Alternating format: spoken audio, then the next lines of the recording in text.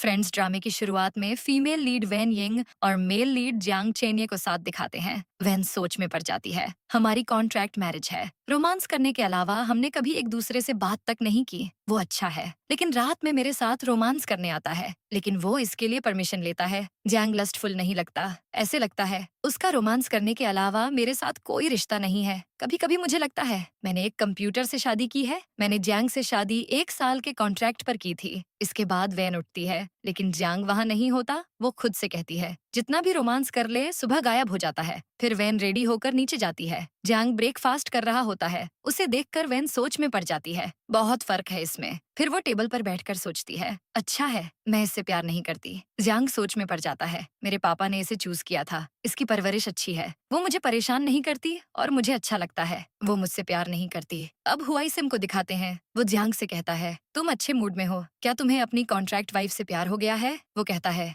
नहीं। हुआई सिम कहता है, वो एक अच्छी लड़की है, तुम्हें उससे प्यार क्यों नहीं हुआ? जियांग कहता है, मैं किसी लड़की से अट्रैक्ट नहीं हो सकता। हुआई सिम कहता है, मैं जानता हूँ तुम्हारा प्यार पर विश्वास खत्म हो गया है, लेकिन उस सब को भूल कर आगे बढ़ो। जियांग कहता है, मैं उसे माफ नहीं कर सकता। तभी उसे फ्लैशबैक याद आता है, उसकी मॉम ने उसके डैड को चीट करते हुए किसी और के साथ नाइट स्टे किया था। अब जियांग कहता है, हम एक दूसरे को नहीं जानते। हुआई सिम कहता है, क्या सच में? अब यह न कहना तुमने कभी रोमांस नहीं किया। जियांग कहता है, वो अलग बात है। तभी वो सोच में पड़ जाता है, मैं इसे देखकर खुद को कंट्रोल क्यों नहीं कर पाता? ये मेरी वाइफ है, वैसे भी रोमांस करना प्यार नहीं होता। हुआई सिम कहता है, तुमने उससे शादी क्यों की? वो एक आम सी डिजाइनर है। जियांग कहता है, मैं उससे सीक्रेटली शादी नहीं करना चाहता था। इसके बाद वैन मिस्टर फेंग को कहती है, हमारे डिजाइन को चूज करने के लिए धन्यवाद, हम आपको अपने काम से सेटिस्फाई करेंगे। मिस्टर फेंग कहते हैं, तुम जानती हो मैंने तुम्हें क्यों चूज किया? वो कहती है, आपने मेरे डिजाइन्स को पसंद किया। मिस्टर फेंग कहते हैं, तुम यहाँ से कितना अर्न करती हो? वो कहती है, अच्छा अर्न करती हूँ।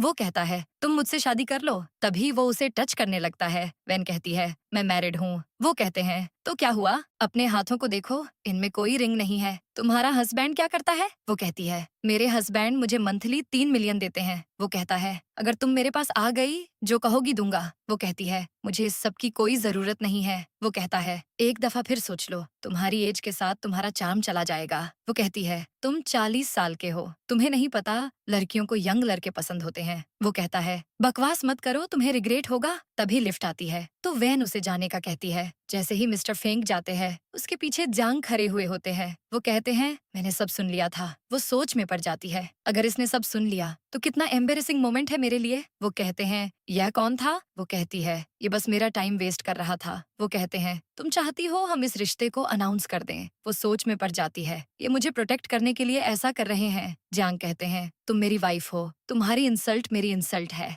हमें लोगों को बता देना चाहिए। वो कहती है, जब मैंने जोंगचेंग ज्वाइन किया था मुझे नहीं पता था तुम सेकंड हायर हो। अगर फ्यूचर में मैंने कुछ भी किया सबको मेरी स्किल्स पर शक होगा, ये मेरे लिए सही नहीं है। इतना बोलकर वो चली जाती है। अब वैन को घर पर दिखाते हैं। मेड कहती है, मास्टर जियांग ने कहा था उनके इटालियन सूट्स ड्राई क्लीन के लिए भेज दो, क्या ये वही है? वो कहती है, हाँ। जैसे ही वो कोट में हाथ डालती है, तभी लिपस्टिक देखकर कहती है, आप दोनों का रिश्ता इतना अच्छा है, वो आपकी चीजें अपने पास रखते हैं। वैन सोच में पड़ जाती है, मुझे नहीं लगता ये मेरी है, क्या वो मुझे धोखा दे रहा है? इसके बाद वैन को अपनी दोस्त के साथ दिखाते हैं। वो कहती है, तुम लिपस्टिक से ऐसा नहीं समझ सकती। वैन कहती है, वो इतना कोल्ड बिहेवियर का है, कोई वोमेन उसकी पॉकेट में क्यों डालेगी? उसकी दोस्त कहती है, अगर ऐसा होता तो वो तुम्हारे साथ नाइट स्टे क्यों करता? क्या तुम उसे पसंद करती हो? वो कहती है, ऐसा नहीं है। उसकी दोस्त कहती है, तो फिर तुम जेलस क्यों हो रही हो? वैन कहती है, फिजिकल लॉयल्टी मेरी बॉटम लाइन, मैं उसे छोड़ दूंगी अगर उसने मुझे चीट किया। अब वैन सोच में पड़ जाती है, क्या कोई कंपनी की लड़की है? तभी उसे फ्लैशबैक याद आता है, उसकी असिस्टेंट जियांग के क्लोज आती है। अब वो सोच में पड़ जाती है, क्या वो साथ ट्रिप पर गए थे? तभी जियांग वहाँ आता है। वो सोने का नाटक करती है। जैसे ही जियांग उसके क्लोज आता है, उसे गुस्सा आता है। वो कहती है, मुझे टच मत करो, मैं तुमसे डिवोर्स लेना चाहती हूँ। वो कहता है, क्यों?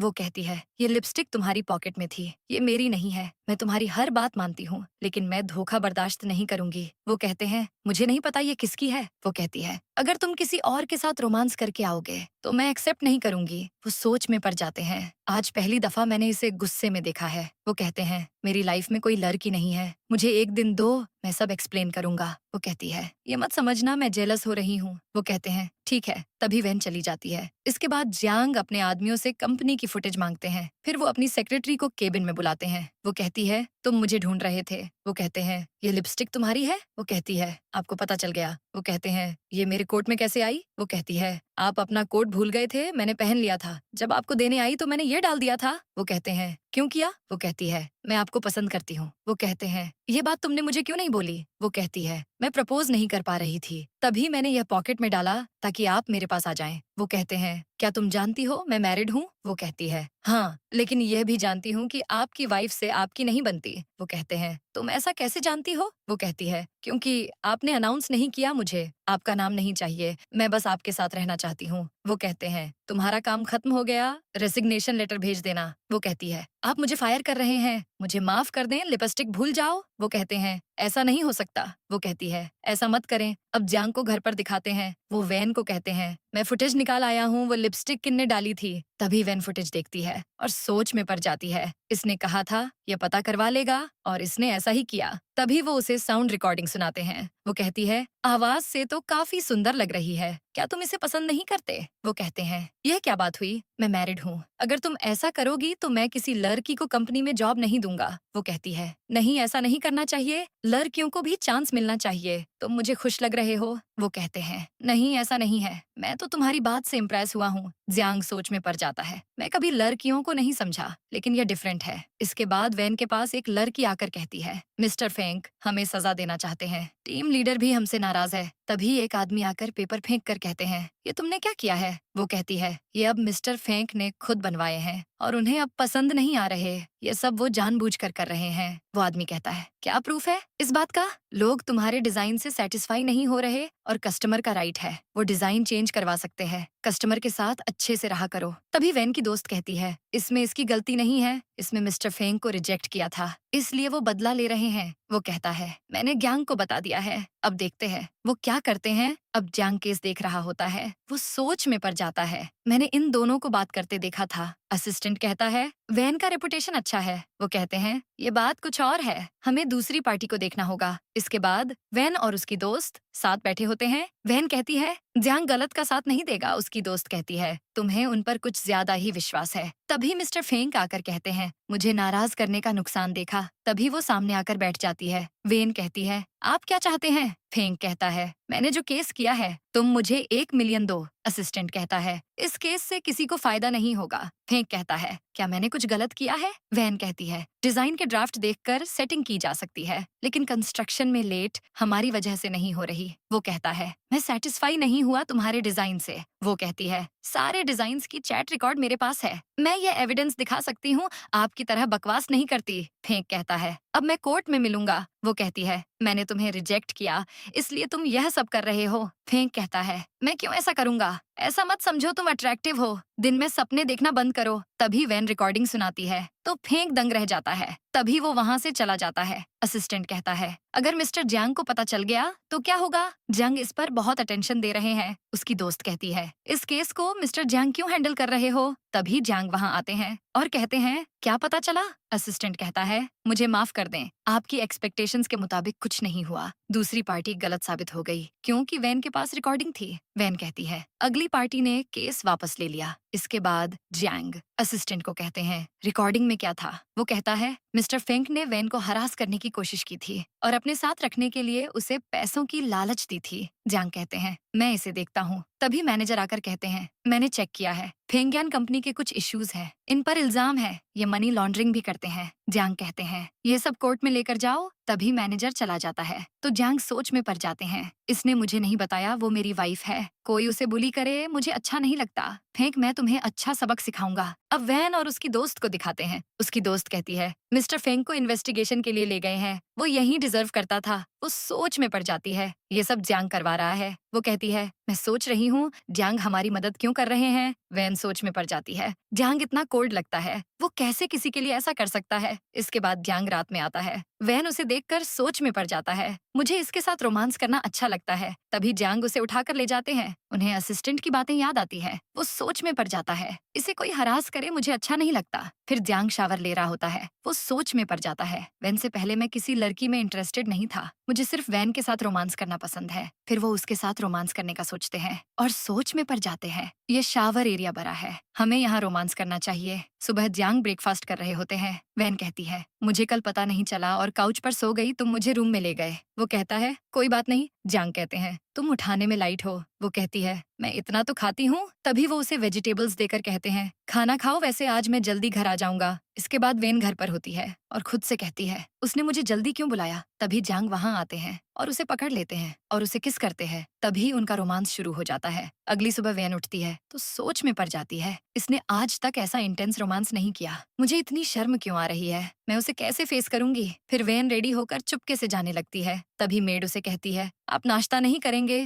वैन कहती है, मेरी अपॉइंटमेंट है। इतना बोलकर वो चली जाती है। जैंग उसे देखकर सोच में पड़ जाता है और सोच में पड़ जाते हैं। लगता है ये शायद फील कर रही है। इसके बाद वैन ऑफिस में होती है और सोच में पड़ जाती है, मुझे उससे दूर रहना चाहिए। तभी उसे काम करते हुए अपना और जैंग का रोमांस याद आता है। वो खुद से कहती है, मुझे काम पर फोकस करना चाहिए। तभी जैंग का मैसेज आता है। वो कहते हैं, क्या कल रात तुम अनकंफर्टेबल हो गई थी। वो कहती है, नहीं। वो कहते हैं, तुमने मुझे इग्नोर क्यों किया। अगर तुम्हें अच्छा नहीं लगा तो हम रूम में रोमांस कर लिया करेंगे। वो कहती है, आपको इतना डायरेक्ट बात नहीं करनी चाहिए, वैसे ऐसा नहीं है। मुझे अच्छा नहीं लगा, मुझे शर्म आ रही थी। मैसेज पढ़ते ही जैंग हंसने लगते हैं। वो कहते हैं, ठीक है, मैं समझ गया। तभी वैन की दोस्त आकर कहती है, तुम इतना ब्लश क्यों कर रही हो, ऐसी भी क्या बात है। वो कहती है, कुछ नहीं, तुम जाओ यहाँ से। अब वैन शावर लेकर आती है। उसकी दोस्त उसे वीडियो भेजती है, लेकिन वैन वीडियो ऑन करके चली जाती है। फिर जैसे ही वो वॉशरूम जाती है, जैंग वीडियो देख लेते हैं और सोच में पड़ जाते हैं, तो ये क्या देख रही है। तभी वैन वहाँ आती है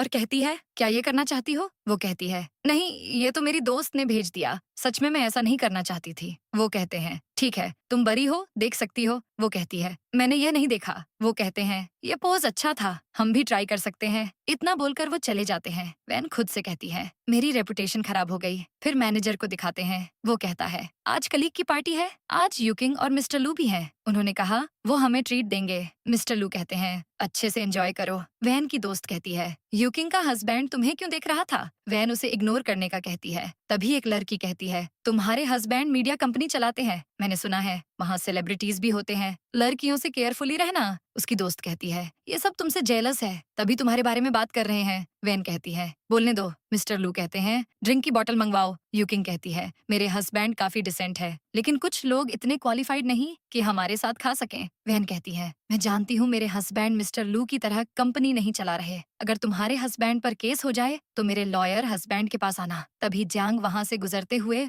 उसे देख लेता है। तभी उसका असिस्टेंट कहता है, यह लड़की काफी सुंदर है, मेरे बारे में इससे बात करो ना। वो कहते हैं, ये मेरी वाइफ है। तभी असिस्टेंट दंग रह जाता है और कहता है, आपने अपनी वाइफ से कभी इंट्रोडक्शन नहीं करवाया, मुझे तो हैरत हो रही है, लेकिन देखकर लग रहा है कोई आपकी वाइफ को बुली कर रहा है। वो कहते हैं, वो नहीं चाहती हमारे रिश्ते के बारे में किसी को पता चले। असिस्टेंट कहता है, ऐसा क्यों। दूसरी तरफ यूकिंग कहती है, मेरे हस्बैंड पर कोई केस नहीं होगा। मिस्टर लू कहते हैं, बहस मत करो, हम डिनर के लिए आए हैं। तभी वाइन आती है तो मिस्टर लू कहते हैं, ये तो बहुत एक्सपेंसिव है। यूकिंग कहती है, ये तो काफी एक्सपेंसिव है, कौन अफोर्ड करेगा। वैन और उसकी दोस्त उन्हें देखकर हंस रही होती हैं। जैंग असिस्टेंट को वाइन की बोतल ले जाने का कहते हैं और खुद ही बिल पे करने का कहते हैं। वैन की दोस्त कहती है, इतना प्रिटेंड कर रहे थे, अच्छा तो नहीं लग रहा होगा। तभी मैनेजर आकर कहता है, मिस वैन कौन है। वो कहती है, मैं हूँ। मैनेजर कहते हैं, बॉस ने आपके लिए भेजा है। वो कहती है, मैं तो बॉस को नहीं जानती। मैनेजर कहता है, मैं जानता हूँ। तभी उसकी दोस्त कहती है, उन्होंने हमारा प्रोटोकॉल बनवा दिया। तभी एक लड़की कहती है, वैन के हस्बैंड तो काफी अच्छे हैं। सब वैन को हैरानी से देख रहे होते हैं। फिर वैन घर पर होती है और सोच में पड़ जाती है,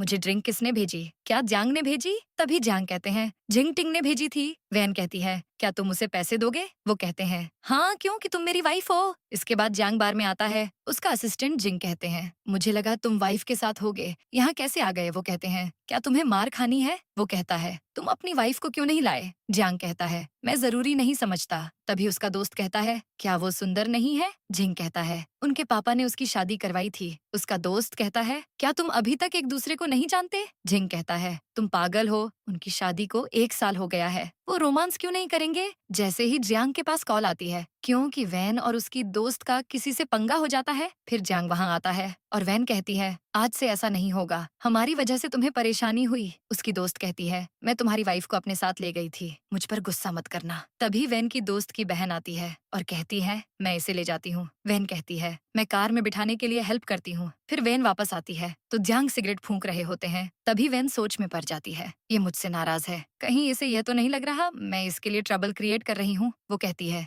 मेरी वजह से आपको परेशानी हुई, क्या मैंने तुम्हारी पार्टी खराब कर दी? मैं तुम्हें डिस्टर्ब नहीं करूंगी। वो कहते हैं, चलो घर चलें। वो सोच में पड़ जाती है, कॉन्ट्रैक्ट मैरिज है ये, अगर उसने बात नहीं करनी तो मुझे भी नहीं करनी चाहिए। इसके बाद वैन उसके लिए फ्रूट्स लेकर आती है और कहती है, मेरी दोस्त की हेल्प करने के लिए धन्यवाद, मैं तुम्हारे लिए फ्रूट्स लाई हूँ, मैं जानती हूँ मैंने तुम्हें डिस्टर्ब किया। वो कहता है, मुझे नहीं खाना। वो गुस्से से प्लेट रखकर कहती है, अगर तुम्हें इशू हुआ मैंने तुम्हारी पार्टी खराब की तो कह दो, तुम्हारा बिहेवियर इतना बुरा है, मैं तुम्हें थैंक यू बोलने आई और तुम ऐसे कर रहे हो, मैं आइंदा तुम्हें नहीं बुलाऊंगी। इतना बोलकर वो जाने लगती है तो जियांग उसे पकड़कर कहते हैं, बोल लिया, अब मुझे कहने दो, मैं इसलिए नाराज नहीं हूँ, तुमने मुझे अपनी दोस्त की हेल्प के लिए बुलाया, तुम इतनी रात में अकेले ड्रिंक कर रही थी, तुम भी इंजर्ड हो सकती थी, उसके हाथ में नाइफ थी, तुमने अपनी गलती पर सॉरी नहीं कहा, बस थैंक्स कह रही हो। तुम मेरे बारे में क्या सोचती हो? दोस्त समझती हो, नेबर समझती हो, मेड याद करवा दूं, मैं तुम्हारा पति हूँ, अगर तुम्हें परेशानी होगी तो मुझे बुलाओगी, तुम्हें इसके लिए सॉरी बोलने की जरूरत नहीं है।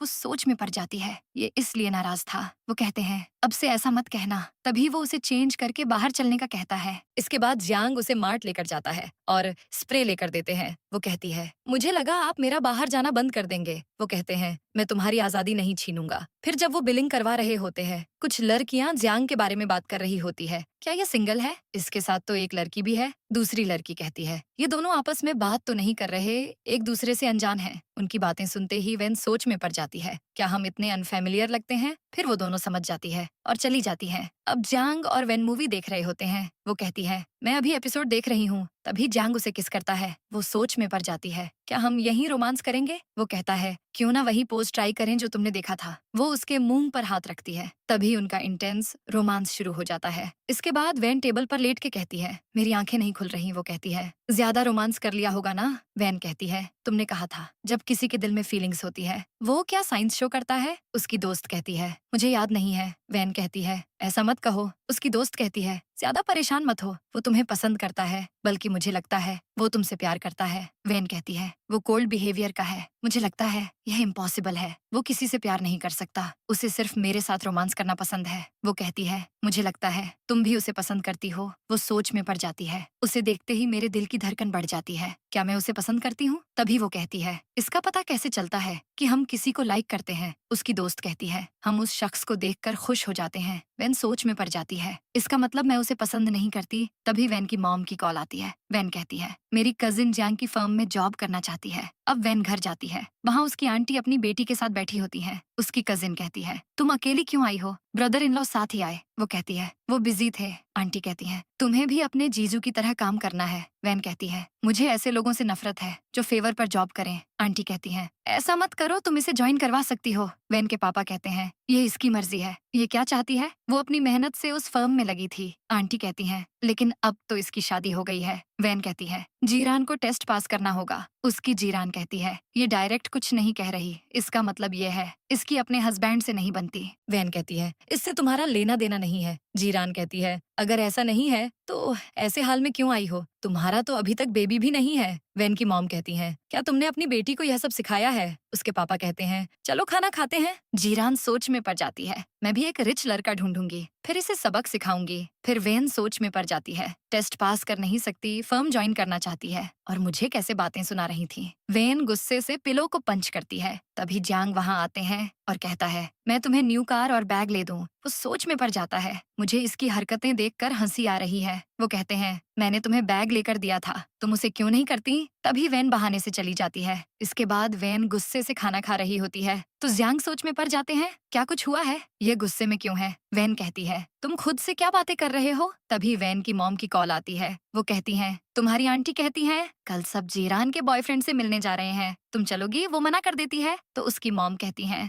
जियांग को भी साथ ले आना। वो कहती है, वो बिजी होगा। तो जियांग कहता है, मैं फ्री हूँ। वैन कहती है, इम्पोर्टेंट डिनर नहीं है? जियांग कहते हैं, मैं फिर भी चलूंगा। अब वो डिनर पर जा रहे होते हैं। वैन कहती है, डिनर के लिए तुमने इतनी बड़ी कार निकाल ली? तभी वो उसे न्यू बैग यूज करने का कहता है। इसके बाद जीरान और उसकी मॉम को दिखाते हैं। जीरान कहती है, आज वैन को पता चलेगा वो कितना सस्ता बैग लेकर आई है। आंटी कहती हैं, लगता है वो आज भी अकेली आएगी। तभी जियांग और वैन वहाँ आते हैं। जीरान उसे देखकर सोच में पड़ जाती है। जियांग कितना हैंडसम है। आंटी कहती है, वैन तुम्हारा बैग अच्छा है, कितने का लिया तुम्हें? जीरान से कुछ सीखना चाहिए। तभी जीरान उसका बैग देखकर कहती है, तुम्हारे पास इतना एक्सपेंसिव बैग कैसे आया? तभी जीरान का बॉयफ्रेंड आता है। अपने कपड़े सेट करते हुए कहता है, मैं लेट हो गया, आपको जो खाना है ऑर्डर करें, मैं पे कर दूंगा। तभी वो चेयर पर बैठकर जीरान का हाथ पकड़ने लगता है। वो उसका हाथ दूर कर देती है। आंटी कहती है, 1 साल हो गए, शादी को बच्चा नहीं हुआ। जियांग कहता है, अभी हम खुद तो एंजॉय कर लें, बच्चा हो जाएगा। ये सुनते ही वो सोच में पड़ जाती है, ये ऐसे बिहेव क्यों कर रहा है? इसके बाद सब पार्किंग एरिया में होते हैं।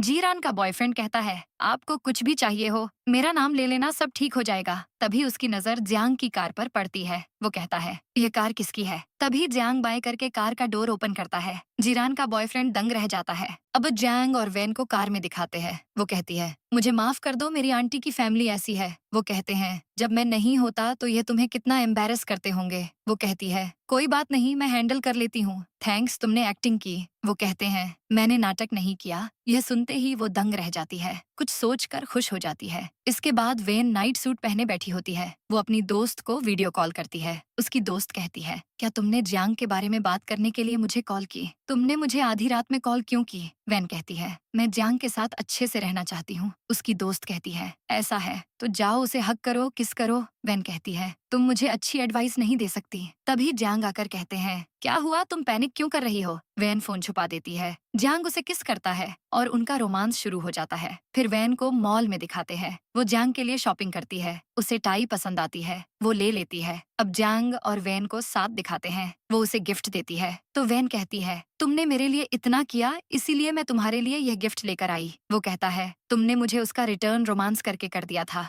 वो कहती है, चुप हो जाओ और टाई देखो। वो कहते हैं, कल मैं यहीं पहन कर जाऊंगा, तुम मुझे पहना देना। वो कहती है, मुझे नहीं आता। जियांग कहते हैं, मैं तुम्हें सिखा दूंगा। इसके बाद जियांग वैन को टाई बांधना सिखाते हैं। तो वैन कहती है, क्या मैं तुम्हें रोज टाई बांधूं? वो कहते हैं, लेकिन तुम लेट उठती हो, कैसे बांधोगी? वो मान जाती है। फिर वो उसे फोरहेड पर किस करता है। अब जियांग को मीटिंग में दिखाते हैं। जियांग अपनी टाई को देख रहा होता है। असिस्टेंट ये सब देखकर मैनेजर को इशारा करता है। तो असिस्टेंट कहता है, ये आपने खुद ली है? जियांग कहते हैं, नहीं, ये मेरी वाइफ ने मुझे गिफ्ट की है और उसने बांधी भी खुद है। तभी कलीग कहता है, टाई अच्छी है। जियांग कहते हैं, तुम्हें अच्छी लगी तो मैं तुम्हें पैसे दूंगा, अपनी गर्लफ्रेंड से कहना तुम्हें ले दे। इसके बाद वैन की दोस्त कहती है, प्रोजेक्ट मुझ पर छोड़ दो, वैसे मैंने सुना है इस दफा के कस्टमर गांव फुशुआई हैं, बहुत से लोग इस प्रोजेक्ट को देख रहे हैं। वैन कहती है, अब मैं क्या करूं? वो कहती है, तुम्हें लगता है जीजू जेलस हो जाए? वैन कहती है, नहीं, उसे जेलस होना पसंद नहीं है,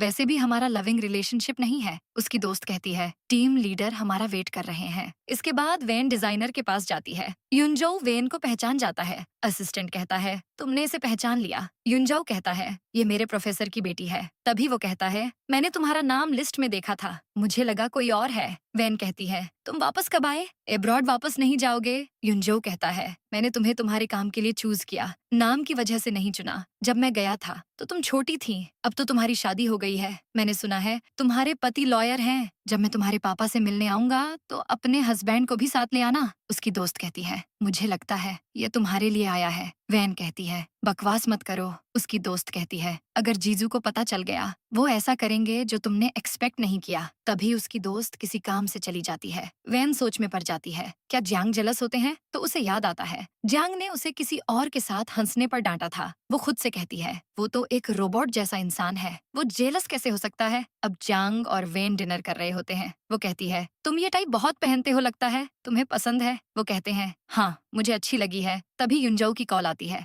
वैन अटेंड करती है, फिर बात करते ही कॉल कट करती है। तो जियांग कहता है, यह तुम्हारा दोस्त है? वैन कहती है, ये मेरा दोस्त है, तुम जानते हो उसे हाउस रिनोवेशन के लिए मेरा डिजाइन पसंद आया है। जियांग कहता है, क्या वो तुम्हारा कस्टमर है? वो कहती है, हाँ, उसे नहीं पता था ये मेरा नाम है। वेन सोच में पड़ जाती है, इसने कुछ गलत सोचा है। तभी वो कहती है, कुछ प्लान्स है तुम्हारे? वो कहता है, हाँ। वो कहती है, तुम काम करो। वो कहते हैं, क्या हुआ? वो कहती है, युनजो तुमसे मिलना चाहता था, लेकिन तुम्हें काम है, तुम काम करो, मैं चली जाऊंगी। जियांग कहते हैं, ये मंडे का शेड्यूल है। वो कहती है, ठीक है। तभी वो सोच में पड़ जाती है, इसे तो सब याद रहता है, ये कैसे भूल सकता है? काम छोड़कर ये मेरे साथ जाएगा। वो कहते हैं, मैं तुम्हारे साथ जाऊंगा। वो मान जाती है। उसके बाद वेन और जांग डिनर पर जाते हैं। युनजो उससे मिलने लगता है। जांग उसका हाथ पकड़कर अपना इंट्रोडक्शन करवाते हैं। वो सोच में पड़ जाती है, पहली दफा है इसने खुद को मेरा हस्बैंड बताया है। फिर वो सब साथ डिनर करते हैं। युनजो उसे तंग करते हुए कहता है, तुम पपी से कितना डरती थी और मुझसे बात करना तुम्हें कितना पसंद था, लेकिन देखो अब तुम मैरिड हो।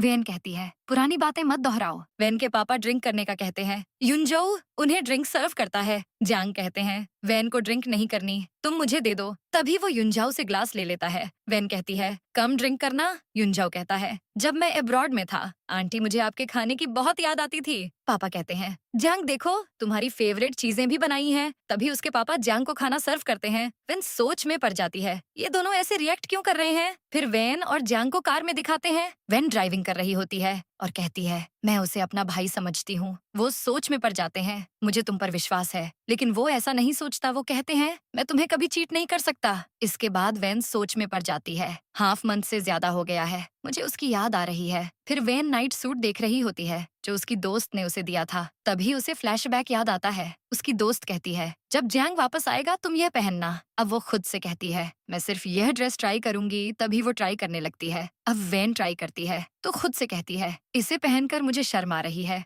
मैं इस तरह का ड्रेस उसके सामने कैसे पहन सकती हूँ। तभी जांग वहाँ आ जाते हैं। वो कहती है, तुम गलत समझ रहे हो। वो कहते हैं, अच्छा लग रहा है, तुम्हें चेंज करने की जरूरत नहीं है। तभी जांग उसे उठाकर ले जाता है और कहते हैं, तुम मेरे लिए इतना तैयार हुई, मुझे रिपे करना चाहिए ना। आज कुछ डिफरेंट ट्राई करते हैं। फिर उन दोनों का रोमांस शुरू हो जाता है। अब वेन ब्रश करते हुए रात के रोमांस के बारे में सोच रही होती है। जांग कहते हैं, क्या हुआ, तुम ठीक हो? वो कहती है, ठीक हूँ, मैं तो दांत ब्रश कर रही हूँ। जांग कुछ बोलने लगते हैं। वेन चुप करवा देती है तो जांग हंसते हैं। वो कहती है, हंस क्यों रहे हो? वो कहते हैं, तुम्हारी शक्ल देखकर हंसी आ रही है, वैसे तुम्हारी नजर में मैं कैसा हूँ? वो कहती है, कोई ऐसा नहीं कर सकता। वो कहते हैं, तुमने मुझे इतना अच्छा गिफ्ट दिया, मुझे रिपे भी तो करना था। वो कहती है, मैं बस ट्राई कर रही थी। वो सोच में पड़ जाती है, यह कितना खुश हो रहा है। वो कहते हैं, तुम्हें रोमांस अच्छा लगा। वो चुप हो जाती है। तभी जांग उसे 3 डायमंड रिंग्स देता है। वो कहती है, तुमने इतनी सारी क्यों बाई की? वो कहते हैं, तुमने एक रिंग खो दी इसलिए 3 ली। वो कहती है, पहले ऐसा हुआ,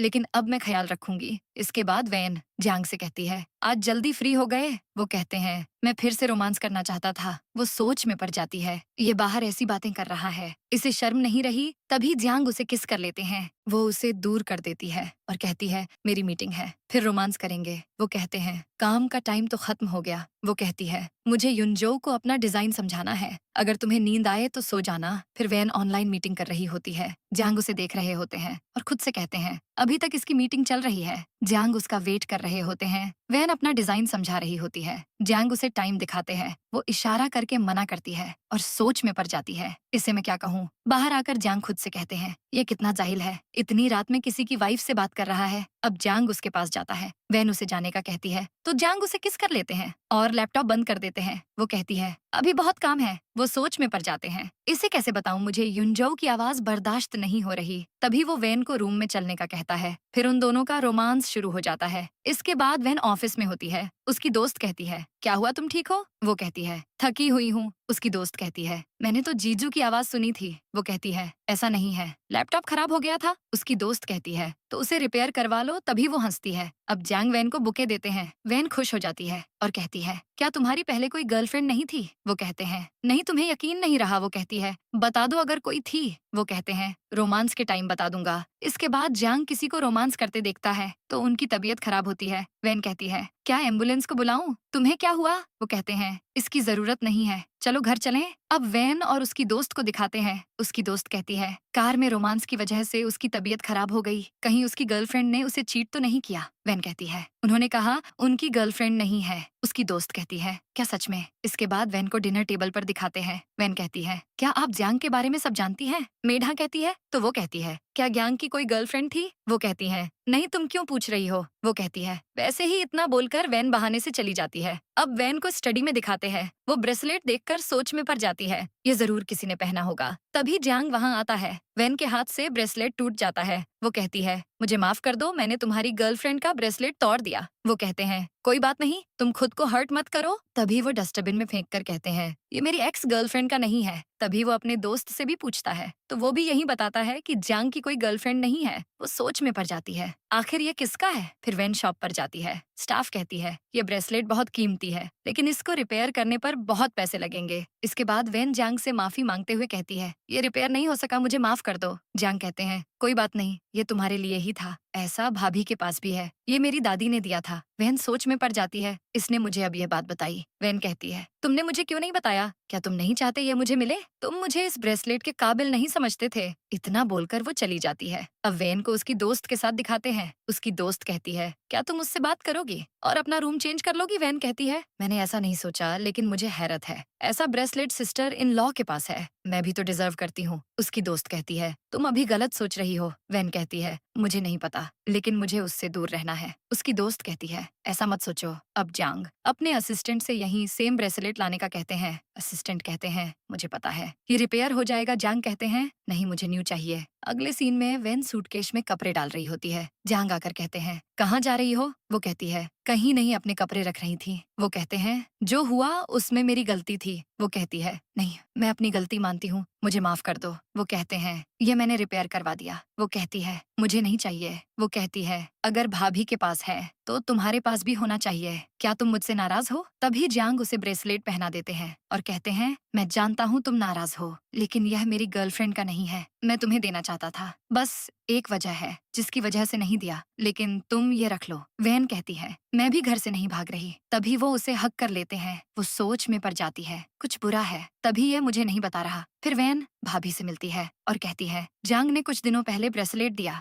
लेकिन कुछ रीजंस है जो मुझे नहीं पता, तभी मैं आपके पास आई हूँ। भाभी कहती है मेरे पास भी सेम है, ये उनकी मॉम का है। वो कहती है ज्यांग ने कहा ये दादी माँ का है, उसने मेरे लिए इसे रिपेयर करवाया है। वो ओपन करके सोच में पड़ जाती है, ये तो न्यू है। भाभी कहती हैं वो तुम्हें न्यू कभी ना देता। वैन कहती है ऐसा क्यों? वो कहती हैं क्योंकि वो उसकी मॉम ने पहना था, उनकी मॉम का अफेयर चल रहा था, तब उन्होंने यह पहना था। ज्यांग ने उन्हें देख लिया था। वैन को याद आता है जब उसने दो लोगों को रोमांस करते देखा था तो ज्यांग की तबीयत खराब हो गई थी। भाभी कहती हैं ज्यांग अपनी मॉम से नफरत करता है, इसलिए वो तुम्हें यह ब्रेसलेट नहीं देना चाहता था। वैन कहती है उसका यह बिहेवियर इस इंसिडेंट की वजह से हुआ। भाभी कहती हैं तुमसे शादी करने से पहले वो स्माइल नहीं करता था, लेकिन तुम उसके सामने उसकी मॉम का नाम मत लेना। वैन मान जाती है। इसके बाद वैन काम कर रही होती है और ज्यांग की बातें सोच रही होती है। तभी सोच में पड़ जाती है, मेरा दिल चाहता है मैं उसकी हर परेशानी खत्म कर दूं, मैं उसे खुश कैसे रखूंगी। तभी कुछ कार्टन वैन पर गिर जाते हैं। दूसरी तरफ ज्यांग मीटिंग में होते हैं। उनके पास कॉल आती है वैन हॉस्पिटल में उसकी हालत खराब है, जल्दी आ जाएं। ज्यांग मीटिंग छोड़कर भाग जाते हैं। अब ज्यांग को हॉस्पिटल में दिखाते हैं। वो वैन को ढूंढ रहा होता है। तभी वो वैन के वार्ड में जाता है। तभी वो उसे खाना खाते देखकर रिलैक्स हो जाता है। तो डॉक्टर युंजाओ कहते हैं यह इंजर्ड हो गई थी।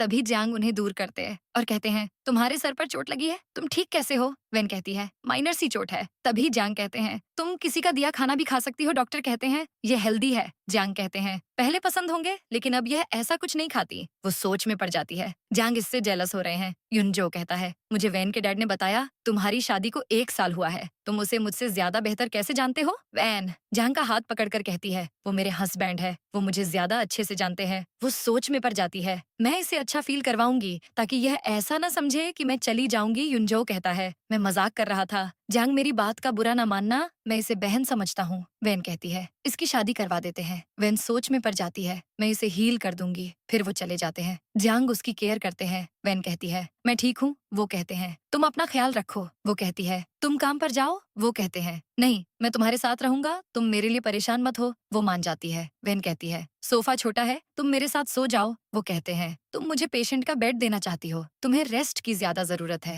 वैन सोने की कोशिश करती है, लेकिन उसे नींद नींद नहीं आती तो वो कहती है न्यू जगह है, मुझे नींद नहीं आ रही, क्या तुम मेरे पास आ जाओगे? तभी जैंग बेंच उसके पास ले आते हैं तो अभी वो गुड नाइट कहकर सो जाती है। वो सोच में पड़ जाते हैं, मैं इससे प्यार करता हूँ लेकिन अभी तक मानता नहीं हूँ क्योंकि मुझे डर लगता है कहीं मैं उसे खो ना दूं। तभी वो अपनी और वैन की बातें सोचते हैं। इसके बाद जैंग वैन को घर ले आते हैं। वो कहती है तुम कल मेरी वजह से सो भी नहीं पाए। तभी उसकी दोस्त की कॉल आती है, तुम ठीक हो ना? वैन कहती है हाँ, कुछ दिन के ऑफ पर हूँ। उसकी दोस्त कहती है क्या मैं तुमसे मिलने आ जाऊं? तभी वो जैंग से पूछती है तो वो कहते हैं तुम्हारा घर है, तुम बुला सकती हो। अब वैन की दोस्त घर आती है और उसे मिलने लगती है तो जैंग कहते हैं उसे चोट लगी है, आराम से मिलो। तो उसकी दोस्त आराम से मिलती है तो जैंग हंसने लगते हैं। फिर वैन उसे अपने साथ ले जाती है। उसकी दोस्त कहती है तुम्हारे हस्बैंड घर क्यों हैं? वैन कहती है उसने मेरे लिए छुट्टी ली है। उसकी दोस्त कहती है मैं गलत टाइम पर आ गई लेकिन मैं तुम्हें मिस करती हूँ। तभी जैंग फ्रूट्स लेकर आते हैं। उसकी दोस्त रुकने का कहती है तो जैंग मान जाते हैं और चले जाते हैं। उसकी दोस्त कहती है क्या तुमने वो नाइट सूट पहना था?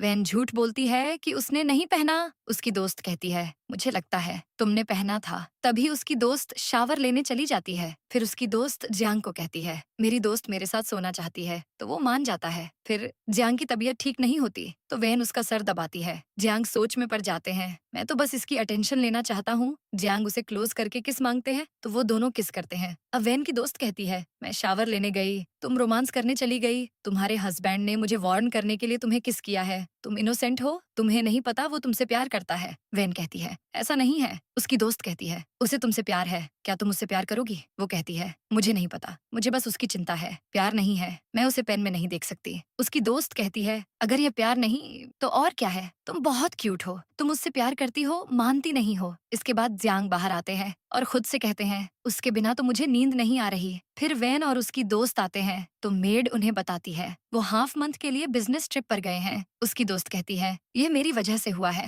वैन सोच में पड़ जाती है, तुमने मुझे जाने से पहले बताया क्यों नहीं? फिर वैन उदास होती है, उसे हर तरफ जैंग दिखता है। फिर वैन स्टडीज में जाती है। उसकी बुक्स को देखकर उसे जैंग की याद आती है। इसके बाद वैन सो रही होती है, उसे जैंग का एहसास होता है लेकिन वो नहीं होता। जैंग सोच में पड़ जाते हैं, काफी दिन हो गए हम मिले नहीं। दूसरी तरफ वैन उसे मिस कर रही होती है। जैसे ही वो बाहर आती है जैंग को देखकर उसके पास जाती है और कहती है तुम वापस क्यों गए? तुम जानते हो तुम घर नहीं थे तो मुझे हर जगह दिखाई देते थे। तभी जैंग उसे हक कर लेते हैं तो वैन कहती है तुमने 17 दिन से मेरे मैसेज का जवाब नहीं दिया। जैंग कहते हैं मैं देखना चाहता था तुम्हें मुझसे प्यार है या नहीं, ये चेक कर रहा था। मैं तुमसे बहुत प्यार करता हूँ। वैन रोने लगती है। जैंग कहते हैं क्या तुम मुझसे प्यार करती हो? वो कहती है हाँ। तभी वो किस करते हैं और ड्रामे की हैप्पी एंडिंग हो जाती है।